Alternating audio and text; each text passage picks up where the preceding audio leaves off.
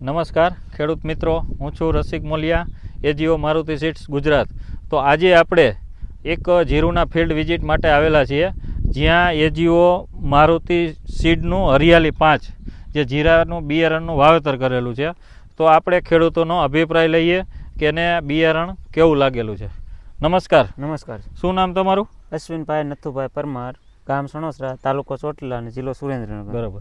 તો અશ્વિનભાઈ, તમે હરિયાળી 5 જીરું વાવ્યું છે, હા, તો તમને આની અંદર શું ખાસિયત શું લાગેલી છે? પેલા તો ઉગવામાં બહુ સારું, ઉગવામાં બહુ સારું રહ્યું. હા, બરાબર. અને એક સાથે ઉગાવો.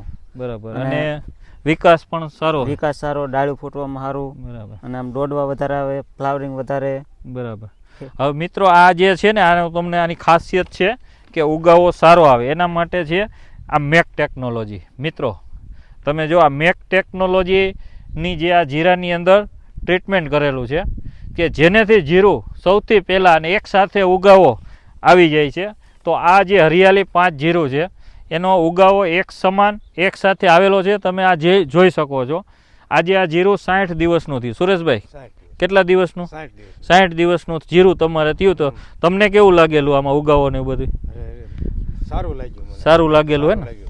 મિત્રો, આજે આપણે છેલ્લા 3 થી 4 વર્ષથી આ હરિયાળી 5ની જે બધા ખેડૂતોને ભલામણ કરીને છેલ્લા 3 વર્ષથી આ બધા ખેડૂતો વાવી રહ્યા છે.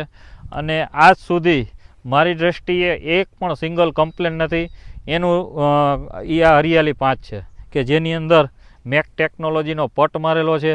અને જે ઉગાવો એક સમાન એક સાથે અને એક ઝડપથી જે આવીને એકદમ વિકાસ પણ તમે જોઈ શકો છો જીરાની અંદર કે સાથે સારું આવે. તો અશ્વિનભાઈ, તમે આ બીજા ખેડૂતોને ભલામણ કરી શકો કે હરિયાળી 5 જીરું વાવવાની? હા, કરવી છે ને. કરી શકો. હા, બરાબર. બીજા આડોશી પાડોશી કરતા ઉગાવો સારો હોય. તો બીજા ખેડૂત મિત્રો પણ જો જીરું લગાવવું હોય તો હરિયાળી 5 લગાવજો. Thank you. આભાર.